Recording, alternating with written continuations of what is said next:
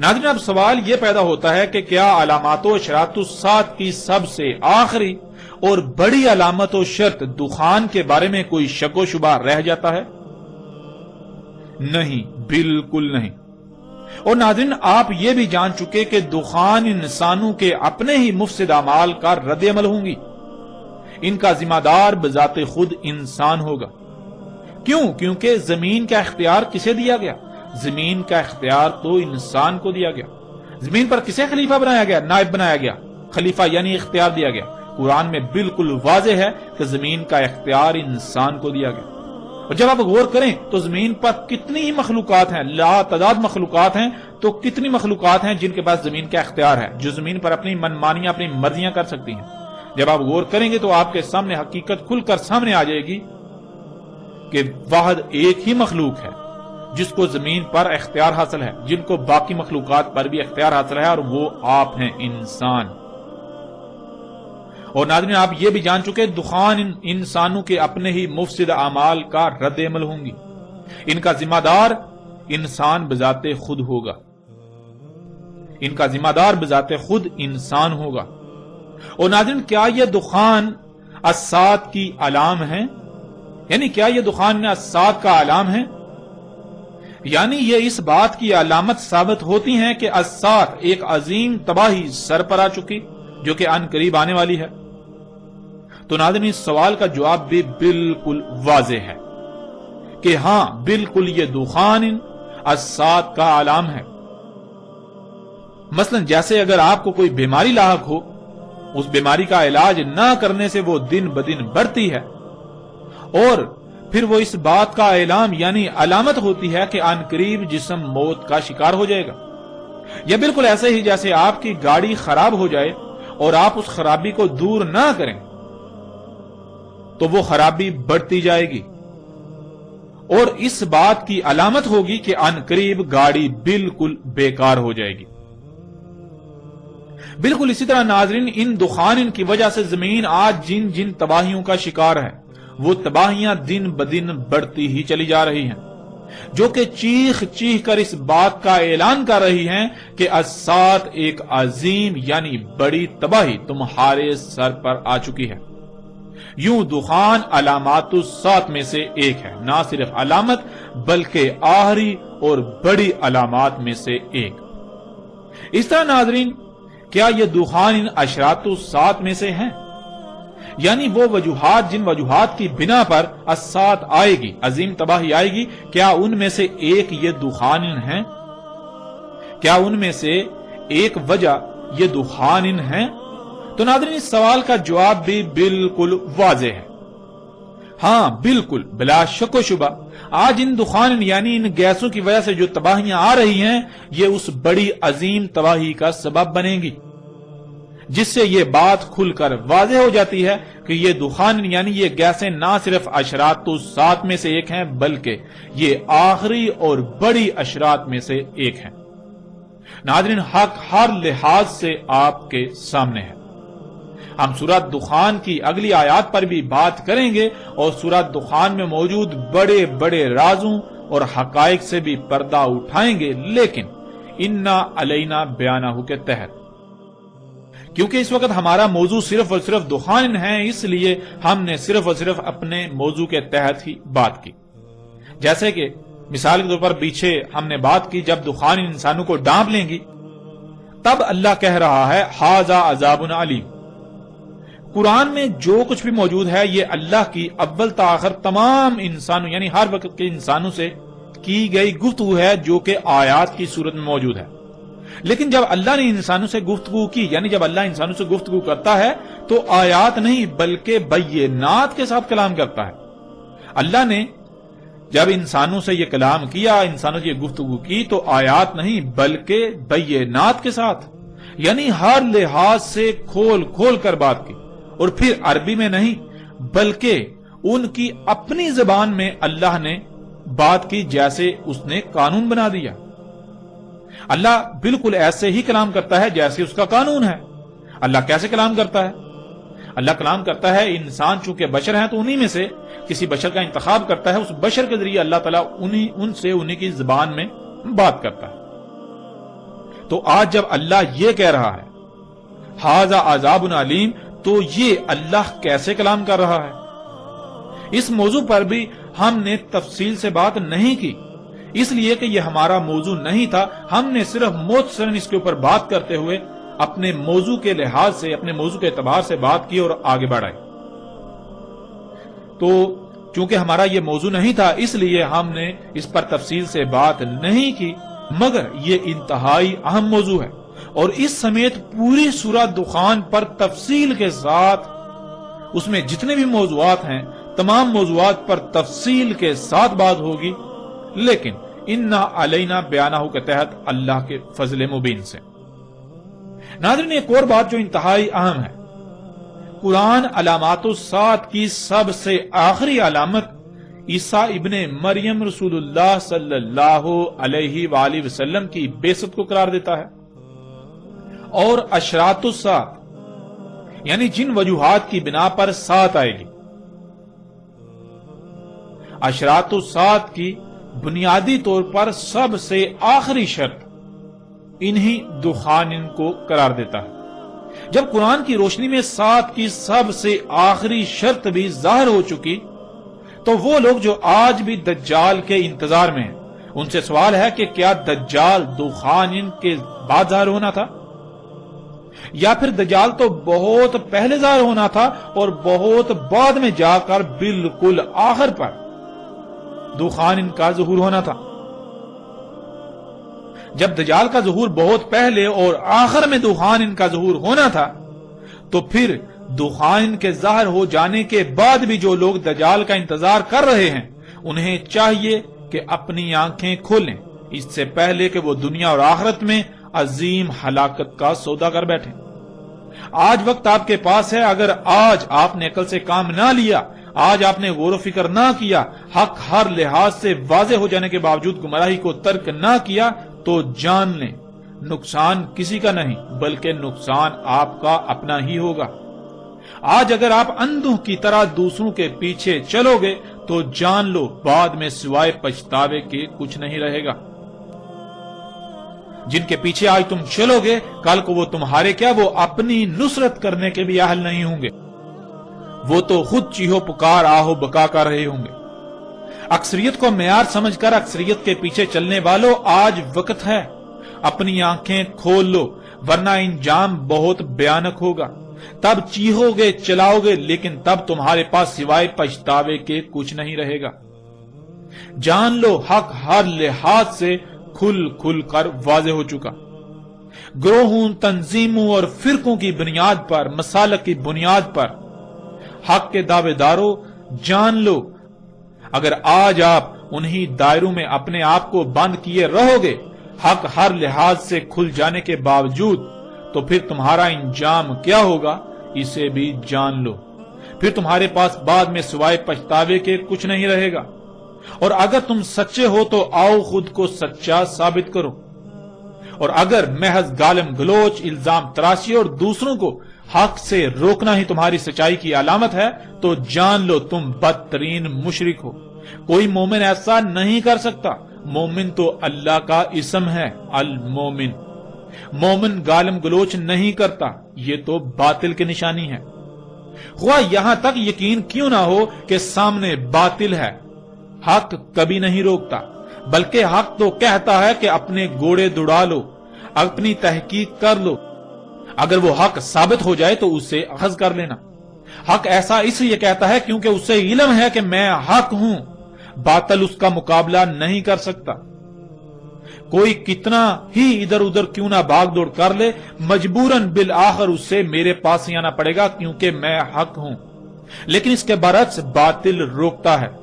باطل لوگوں کو روکتا ہے کیونکہ اسے علم ہے کہ وہ باطل ہے۔ اگر لوگوں تک حق پہنچ گیا تو باطل پاش پاش ہو جائے گا، اور اسی خوف سے باطل ان بیساکھیوں کا استعمال کرتا ہے کہ لوگوں کو حق سے روکتا ہے، لوگوں کو تحقیق کرنے سے روکتا ہے۔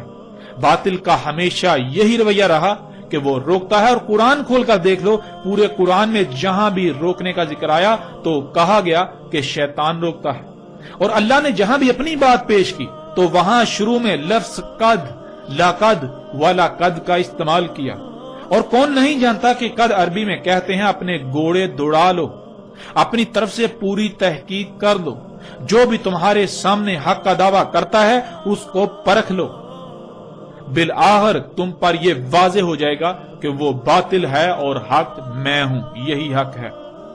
یعنی تمہیں بالآخر مجبوراً واپس میری طرف ہی آنا پڑے گا۔ تو اے طرح طرح کے گروہوں، فرقوں، تنظیموں، مسالک اور اکثریت کے پیچھے چلنے والوں، طرح طرح کے عقائد و نظریات کو اخذ کر کے ان میں اپنے آپ کو بند کر کے انہی پر قائم رہنے والوں، اگر تم سچے ہو، اس حق کی مخالفت کرنے والوں اگر تم سچے ہو، اور پھر تم بھی یہی کرتوت کر رہے ہو، لوگوں کو روکتے ہو، تو جان لو تمہارے کذاب و باطل ہونے کے لیے تمہارا یہی عمل کافی ہے جو حق اور باطل کے درمیان فرق کرتا ہے۔ تم حق نہیں ہو سکتے، تم سچے نہیں ہو سکتے۔ اگر تم سچے ہوتے تو تم ایسا ہرگز نہ کرتے۔ حق تو ببانگے دہل اعلان کرتا ہے، وہ کہتا ہے اپنے گھوڑے دوڑا لو، اپنی تحقیقات کر لو۔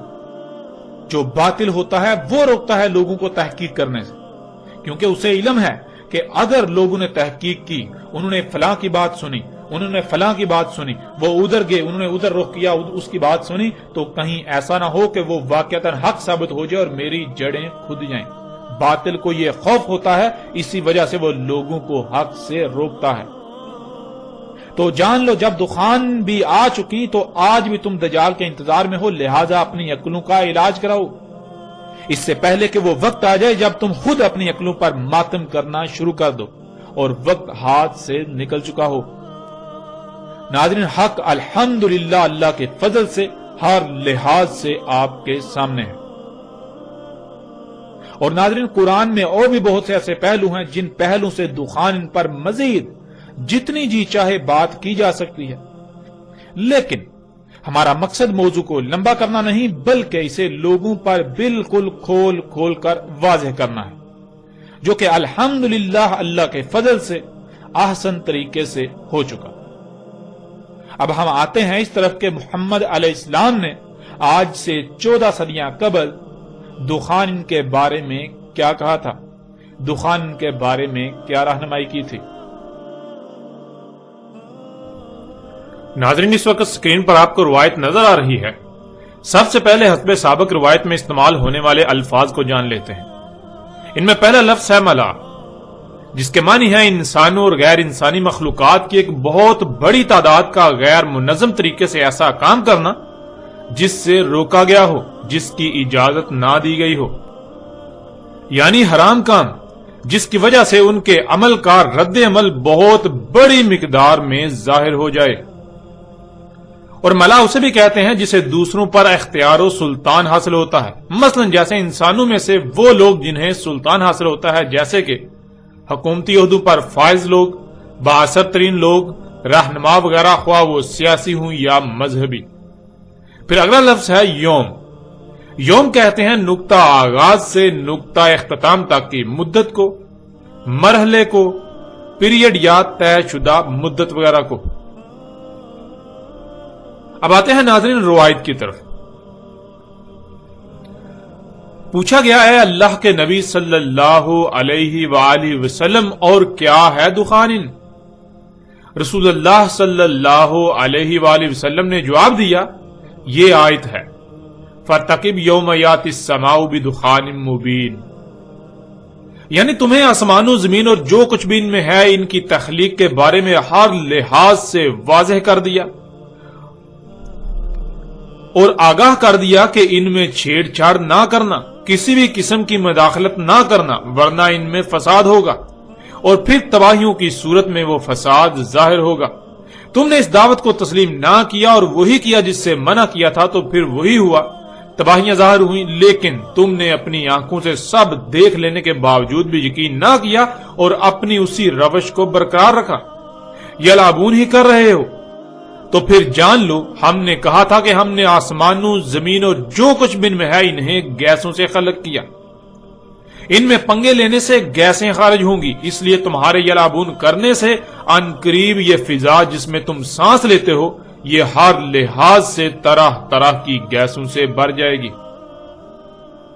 اور یہی رسول اللہ علیہ السلام نے کہا فارتقب یوم یاتی السماء بدخان مبین، پس قریب ہے جس یوم آئے گا آسمان ہر طرف سے کھلم کھلا ہر لحاظ سے گیسوں کے ساتھ۔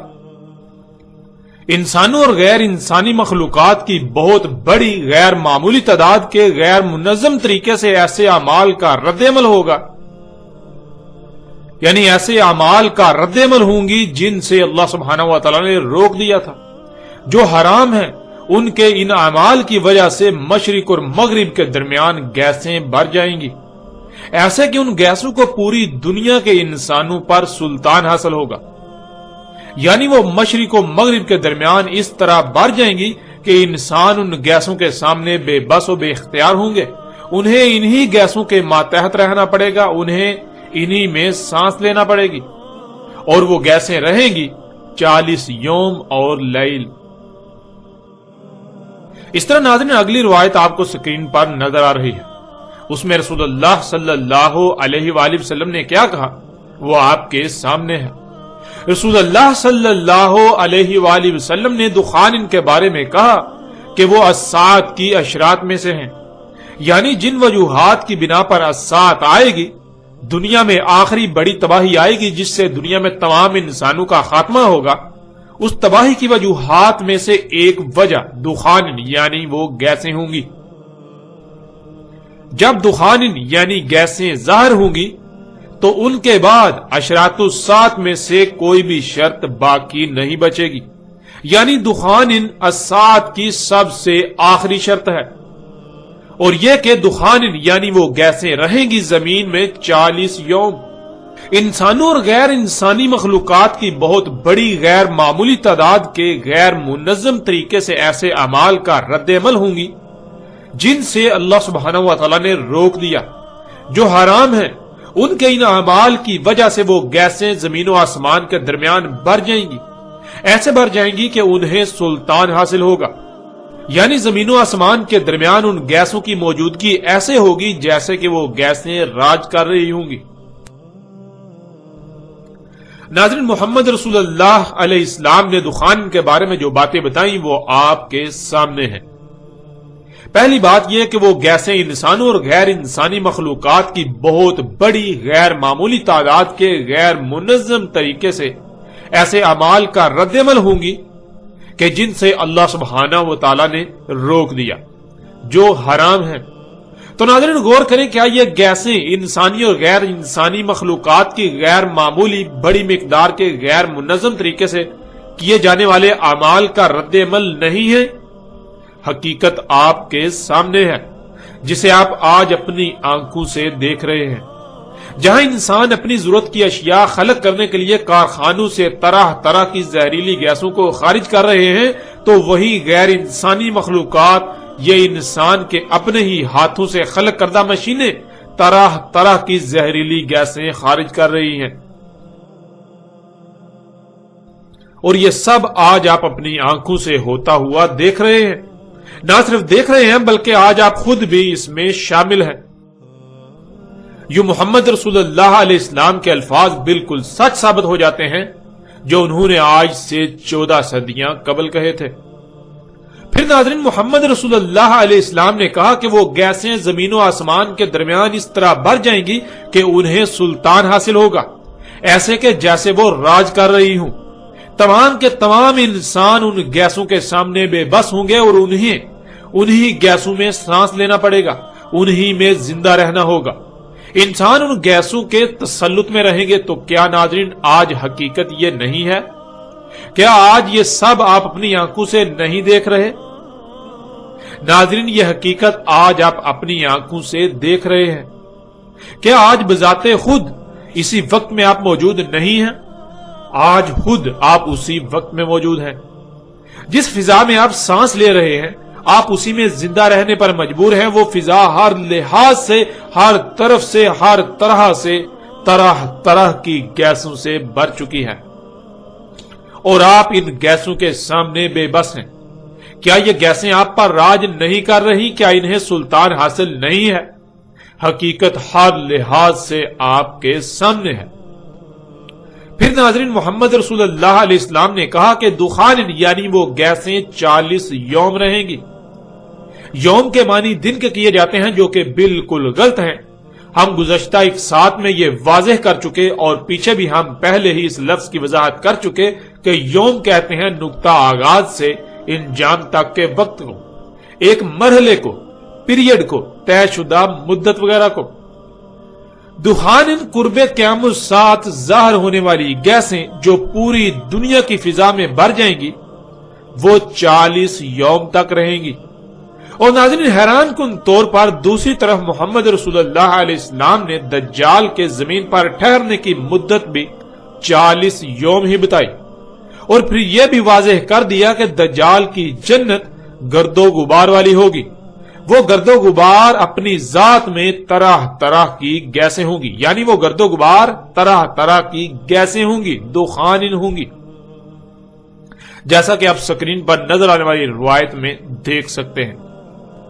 رسول اللہ صلی اللہ علیہ وآلہ وسلم نے کہا اس کے یعنی دجال کے ساتھ ہوگی جنت کی مثل اور آگ کی مثل، اور اس کی جنت غبار والی ہوگی جو دخان ہوں گی، یعنی طرح طرح کی گیسیں ہوں گی. اور ناظرین آج آپ دیکھیں دنیا جو آج طرح طرح کی سہولتوں سے مزین ہو چکی ہے، آج جنت کا منظر پیش کر رہی ہے. جنت کہتے ہیں ایسی جگہ کو جہاں انسان کو مشقت نہ کرنی پڑے، بلکہ اس کے برعکس اسے طرح طرح کی سہولتیں، آسائشیں اور آسانیاں حاصل ہوں. تو ناظرین کیا آج پوری دنیا انسان کی خلق کردہ طرح طرح کی ان مخلوقات سے نہیں بھر چکی جنہیں انسان آج آسانیاں، سہولتیں اور آسائشوں کا نام دیتے ہیں؟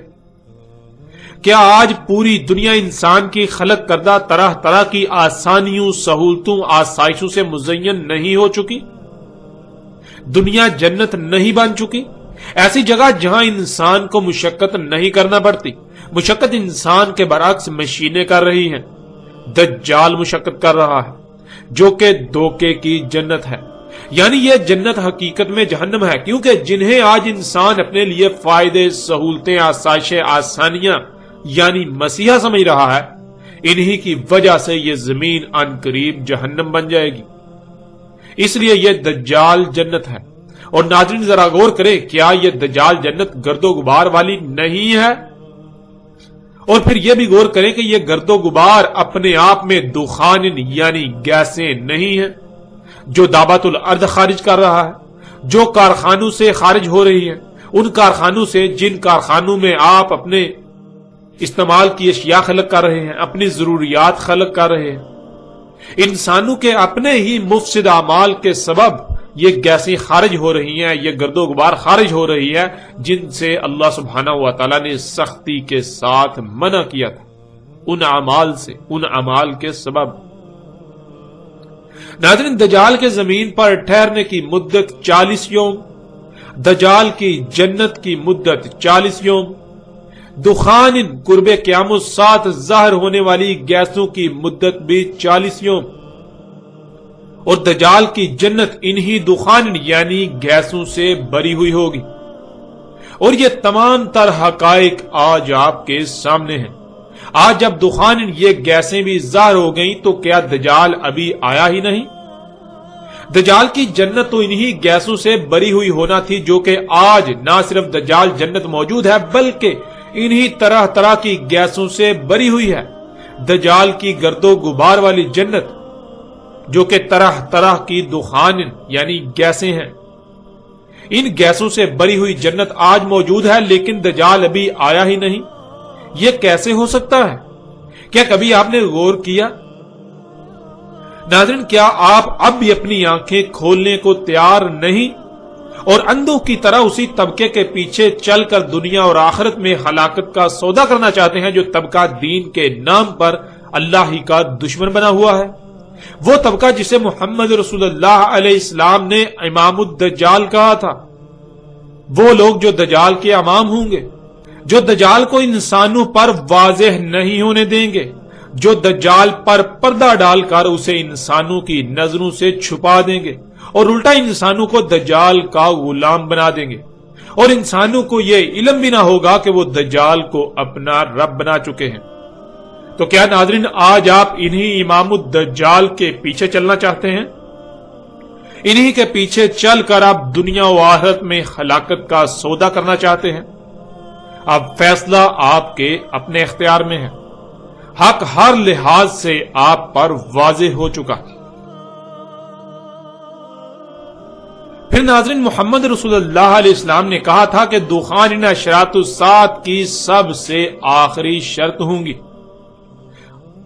دخان کے بعد کوئی شرط نہیں بچے گی۔ تو ناظرین غور کریں، جب اشراط الساعۃ کی سب سے آخری شرط بھی ظاہر ہو چکی تو جو اس سے پہلے ظاہر ہونا تھا کیا وہ ظاہر نہیں ہوئی ابھی تک؟ ایسا کیسے ہو سکتا ہے کہ جسے سب سے آخر میں ظاہر ہونا تھا وہ ظاہر ہو چکی، مگر جو اس سے پہلے ظاہر ہونا تھی وہ ابھی ظاہر ہی نہ ہوئی؟ وہ سب ظاہر ہو چکی، لیکن انہی کو نظر آئیں گی جو واقعاتاً اللہ کے قانون میں مومن ہے، نہ کہ اپنی زبان سے مومن ہونے کے دعوے دار اور اللہ کے قانون میں بدترین مشرک۔